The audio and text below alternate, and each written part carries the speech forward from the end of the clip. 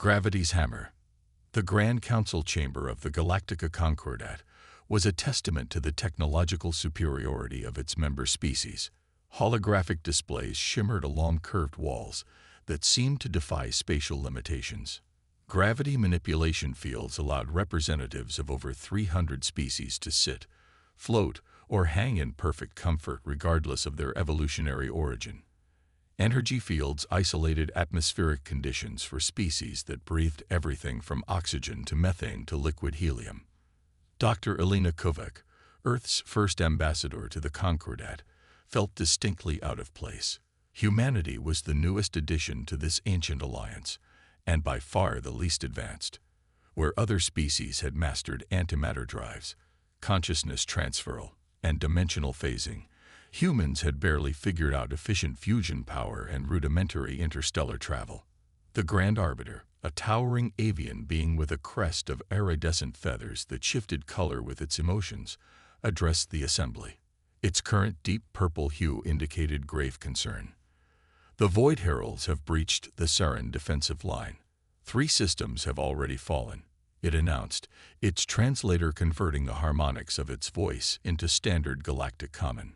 Their expansion trajectory puts 17 populated worlds at risk within the next solar rotation. Murmurs rippled through the chamber. The Void Heralds had appeared 6 months ago from the depths of uncharted space. Massive ships of unknown composition, they communicated only through destruction, harvesting resources, and leaving dead worlds in their wake. Our most advanced energy barriers cannot withstand their weapons for more than minutes, stated Xanthivel, the representative of the Myriad Collective, widely regarded as the most technologically advanced species in the Concordat. They have some means of destabilizing phase-locked energy matrices that we cannot yet counter. Dr. Kovac listened intently. The Concordat had dismissed Earth as a quaint backwater, barely worth diplomatic recognition. Humans were viewed as primitives who had somehow stumbled onto the galactic stage before they were ready. Earth had been granted observer status more out of curiosity than respect. The combined fleets of the 7th Quadrant were decimated at Proxys 9, reported another representative, a gelatinous being whose translucent body pulsed with neural activity. Our guidance systems cannot track their ships, and our energy weapons dissipate before reaching their hulls. There seems to be some kind of advanced field manipulation at work. The Grand Arbiter's feathers darkened to nearly black. We face an existential threat to all sentient life in this sector. All options must be considered. Dr. Kovac raised her hand, a curiously human gesture in a chamber where most communication happened via neural interface or chemical signals. The Grand Arbiter acknowledged her with evident surprise, its feathers shifting to a curious yellow-green. The human observer wishes to address the Council, it announced, with what sounded remarkably like amusement. While we appreciate Earth's solidarity, this is a matter requiring technological solutions beyond your world's current capabilities. Elena stood firmly, the subtle pressure of 300 alien gazes weighing upon her. With respect, Grand Arbiter, I believe Earth may offer a solution you haven't considered. A ripple of what could only be described as alien chuckling spread through the chamber. Your species has only recently achieved controlled fusion, said Xanthivel, neural filaments pulsing with dismissive colors. What could you possibly contribute against an enemy that neutralizes our most advanced quantum-entangled weaponry? Elena activated her personal holographic display. You've all focused on increasingly sophisticated energy weapons and defenses. The Void Heralds clearly anticipated this technological path and developed countermeasures. She paused, projecting an image of a simple metal cylinder. But sometimes, the oldest solutions are the most effective. A metal rod. The Grand Arbiter's feathers shifted to a confused blue-green. Yes, Elena nodded. We call it a kinetic energy weapon. No energy signature to detect. No complex targeting systems to disrupt. Just mass and velocity. Pure Newtonian physics. The chamber erupted in dismissive reactions, flicks, hisses, electromagnetic pulses, and chemical releases that Elena's translator couldn't fully process. The Grand Arbiter raised its wings for silence. Ambassador Kovac, You suggest throwing metal at an enemy that has rendered our photonic accelerators and quantum disruptors useless. This is primitive. Elena smiled. Precisely. That's why it might work. The Void Heralds have evolved defenses against energy weapons, but what about something as basic as a tungsten rod accelerated to a significant fraction of light speed? No energy signature to detect or counter, just mass and velocity. Xanthe Gull's filaments oscillated rapidly. The energy requirements to accelerate such objects would be substantial, yes. Elena interrupted, but not beyond our capabilities. Earth's defense forces have maintained what we call a kinetic strike platform. Simple in concept, but devastating in execution. She displayed calculations on her holographic projector. A tungsten rod massing 100 kilograms, accelerated to just 1% of light speed, would impact with energy equivalent to 57.2 kilotons of TNT, comparable to a small nuclear weapon. No radiation, no complex targeting systems to disrupt, just basic physics. The chamber grew silent as the various species processed the implications. The Grand Arbiter's feathers shifted to a thoughtful azure. Your species has weaponized simple physics, it observed. Curious. Our civilizations abandoned such approaches millennia ago in favor of more elegant solutions. Sometimes elegance is the problem, Elena replied. The Void Heralds expected your elegant weapons. They won't expect rocks thrown very, very fast. For the first time, a ripple of what might have been respect passed through the chamber. The Grand Arbiter's feathers shimmered with decision-making gold. The human proposal has merit, it announced. It is unconventional, but our conventional approaches have failed. How quickly can Earth deploy these weapons? Elena's expression turned grim. That's the problem. Our kinetic platforms are in our home system, designed for planetary defense. We would need help from the Concordat to transport them to the conflict zone and integrate them with your targeting systems. Xanthe Gull floated forward. You would trust us with knowledge of your only effective defensive technology. Elena met the alien's gaze steadily. The Void Heralds threaten us all. Earth may be primitive by your standards, but we understand existential threats. We're offering our best chance at stopping them. After a moment of consideration, the Grand Arbiter's feathers shifted to a decisive crimson. The Council accepts Earth's offer. A task force will be dispatched immediately to transport these kinetic weapons to the front line. Ambassador Kovac, you will coordinate with Fleet Commander Zerthal. As the Council session ended, Elena found herself surrounded by representatives who had previously ignored her existence. Their questions came rapidly, revealing a galaxy-spanning civilization that had forgotten the fundamental power of simple physics. How did your species think of such a solution? Asked a crystalline being whose sentience resided in complex lattice vibrations. Elena smiled. When all you have is a hammer, everything looks like a nail. Earth spent millennia perfecting the art of hitting things very hard. Sometimes the simplest approach is the most effective.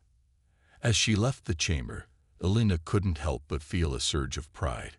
Humanity might be the new kids on the galactic block, but they brought with them ancient wisdom that the stars had forgotten. Never underestimate a piece of metal moving at high speed. Part 2. Newton's Vengeance.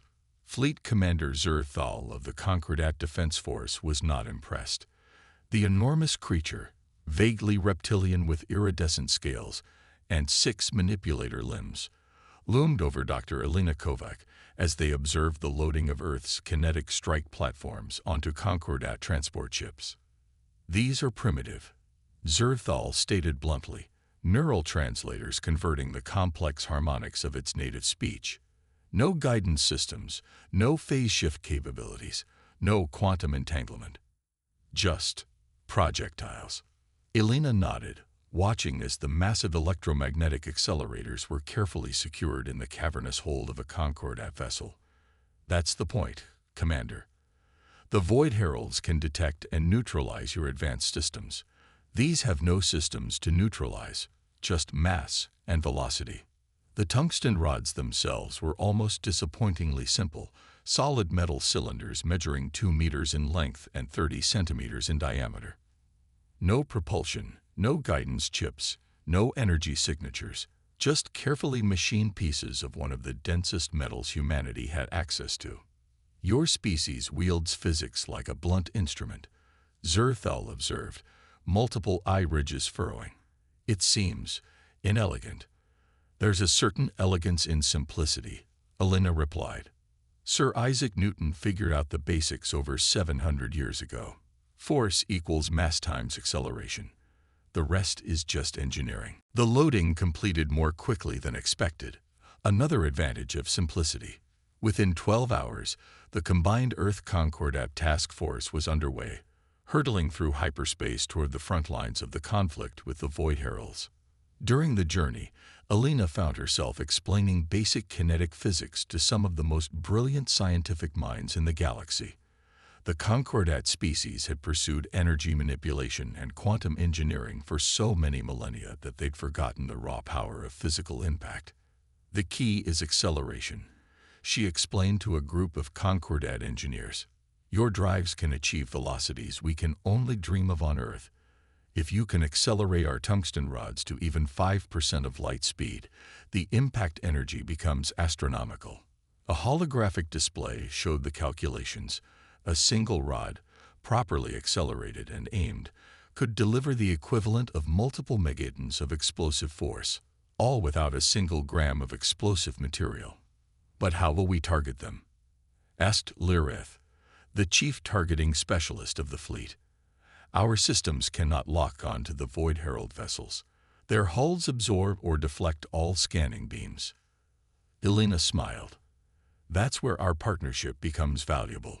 We don't need to lock onto them with energy-based systems. Basic visual observation and trajectory calculation will suffice. Think of it as throwing a rock. You don't need the rock to be smart if the thrower is.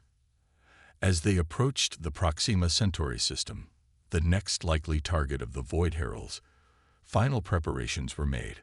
The kinetic launch platforms were integrated with Concordat power systems, providing far more acceleration potential than Earth's systems could generate alone. Contact, announced the sensor officer as they dropped out of hyperspace. Void Herald fleet detected at the system's edge. Count 12 capital ships and approximately 30 support vessels. The main view screen showed the Herald ships, massive, irregular constructs that seemed to drink in light rather than reflect it. Already, 3 Concordat defense platforms orbiting the system's inhabited world had gone silent, their energy weapons having proven useless against the invaders. Deploy kinetic platforms, ordered Zerthal. Ambassador Kovac, your expertise is requested on the targeting deck. Elena joined the targeting specialists, where a holographic representation of the battlefield hovered in 3 dimensions. Remember, we want to time this precisely. The Heralds won't expect physical projectiles. They'll be looking for energy signatures, not inert mass. The first salvo was ready within minutes. 20 tungsten rods loaded into electromagnetic accelerators, now powered by Concordat antimatter generators that could provide acceleration far beyond what Earth's systems could achieve. Projectiles will reach approximately 4.7% of light speed, reported a technical officer. Impact energy calculated at 11.2 megatons per rod. Elena watched the holographic display as the first salvo launched. The rods themselves were invisible at this distance.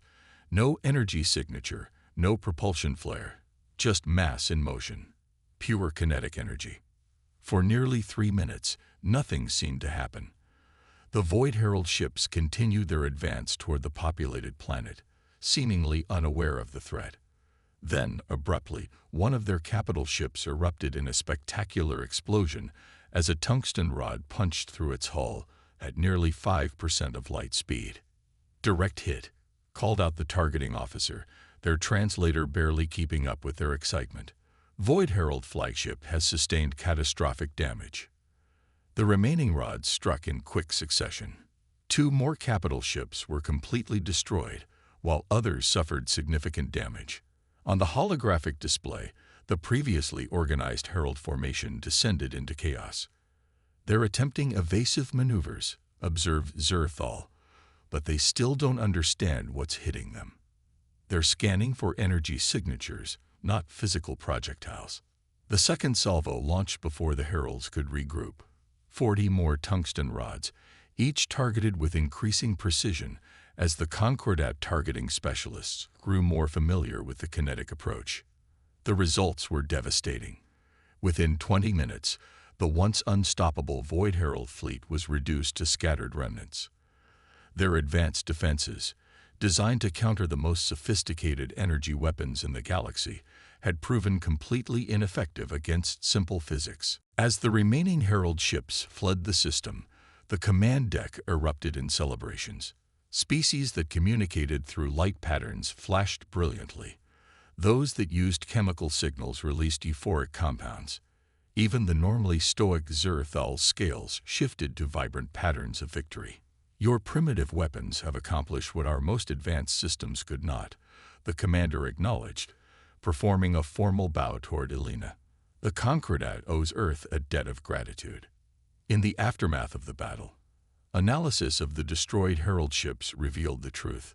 Their hulls contained advanced energy-absorbing and deflecting technologies specifically designed to counter the Concordat's weapons. But they had no special defense against physical impact, a threat their designers had apparently considered too primitive to worry about. 3 days later, Elena found herself once again addressing the Grand Council of the Galactic Concordat. This time, there were no dismissive reactions, no condescending comments about Earth's technological immaturity. "The Void Herald threat has been neutralized," she reported. "Their remaining ships have retreated beyond the galactic arm. Analysis suggests they're abandoning this sector entirely." The Grand Arbiter's feathers shimmered with formal acknowledgement, a deep gold that indicated profound respect. "Humanity has saved countless lives with your unconventional approach. The Concordat formally recognizes Earth as a full member, with all associated privileges and responsibilities." Elena nodded in acceptance. "Earth is honored to join the Concordat as equals. We may not have your advanced technology, but we offer perspective. Sometimes, the oldest solutions are the most effective." "Indeed," agreed Xanthivel, whose dismissive attitude had completely vanished. "Your species has taught us a valuable lesson about technological over-reliance. We became so focused on advancing beyond physical limitations that we forgot the fundamental power of those limitations themselves." As the formal ceremony concluded, Elena was approached by numerous representatives, seeking technological and military alliances with Earth. The irony wasn't lost on her. Humanity, previously dismissed as barely worth diplomatic recognition, was now being courted for its primitive expertise. "Will Earth share more of its kinetic weapon designs?" asked the representative from Sigma Draconis, a world that had nearly fallen to the Heralds before the kinetic strategy turned the tide. "Of course," Elena smiled. "Though you might find them disappointingly simple, most of our military history involves finding more efficient ways to throw things at problems." The representative's translator conveyed what might have been laughter. "Sometimes simplicity is the most advanced solution of all." As Elena prepared to return to Earth with news of their newfound status in the galactic community, she reflected on humanity's unique path. While other species had raced toward ever more complex technologies, humans had thoroughly explored the fundamentals, including the devastating potential of kinetic energy. A junior officer approached with a communication pad. "Ambassador, we've received a message from Fleet Commander Zerthal. The Concordat Defense Force is requesting Earth's assistance in developing a new class of hybrid vessels, combining our kinetic weapons with their propulsion systems." Elena accepted the pad with a smile. "Tell the commander we'd be delighted to collaborate, and suggest a name for the new ship class: Newton's Vengeance." As her transport prepared to depart, Elena gazed out at the vast expanse of stars that represented the Galactica Concordat, now humanity's partners rather than distant observers. They had earned their place among the stars not through technological sophistication, but by remembering what others had forgotten. Never underestimate a piece of metal moving at high speed.